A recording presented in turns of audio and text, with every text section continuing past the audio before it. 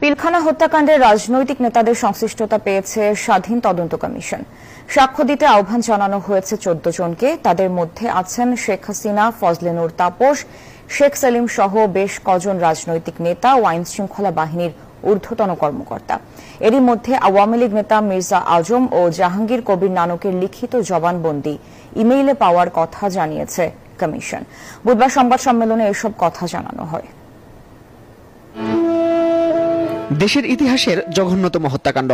2009 সালের 25 ফেব্রুয়ারি সকালে কলঙ্কজনক ঘটনার সাক্ষী হয় দেশের মানুষ। বিদ্রোহের নামে হত্যা করা হয় 57 সেনা কর্মকর্তা সহ 74 জনকে। রাজধানীর সায়েন্স ল্যাবরেটরিতে বিডিআর হত্যাকাণ্ডের ঘটনায় গঠিত জাতীয় স্বাধীন তদন্ত কমিশনের তৃতীয় সংবাদ সম্মেলন। কমিশনের প্রধান জানান, এই হত্যাকাণ্ডে তৎকালীন গুরুত্বপূর্ণ রাজনৈতিক কিছু ব্যক্তির সংশ্লিষ্টতা রয়েছে।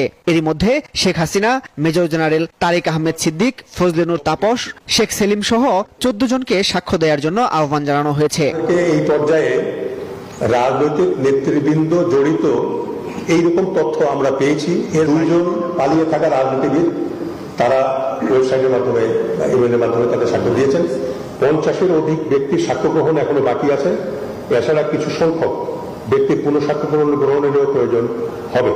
হত্যাকাণ্ডের পর ঘটনার কারণ ভিন্ন খাতে নিতে চাল ডাল কর্মসূচি, জঙ্গিবাদের সংশ্লিষ্টতা এবং মাদ্রাসায় পড়াশোনা সম্পন্ন করা জনবল নিয়োগ দেওয়া হয়েছে বলে প্রচার করা হয়, জানান কমিশন প্রধান। তদন্তকে ভিন্ন খাতে প্রবাহিত করবার জন্য জঙ্গিবাদকে আনার চেষ্টা করা হয়েছে। 1, 2 নম্বর হলো যে মাদ্রাসার ছাত্রদেরকে ব্যাপকভাবে বিডিআরে নেওয়া হয়েছে 35%-এর মতো, এরকমও কথা বলা হয়েছে, কিন্তু পরে সেগুলো দেখা গেছে 12%-এর বেশি নয়। এখনো 50 জনের সাক্ষ্য গ্রহণ এবং কিছু বিদেশি সংস্থার কাছ থেকে তথ্য সংগ্রহ বাকি। এ কারণে আগামী 30 সেপ্টেম্বর পর্যন্ত চূড়ান্ত প্রতিবেদন দাখিলের সময় বাড়ানোর অনুরোধ করা হয়েছে বলে জানিয়েছে কমিশন। মাসুদ সুমন, নিউজ 24, ঢাকা।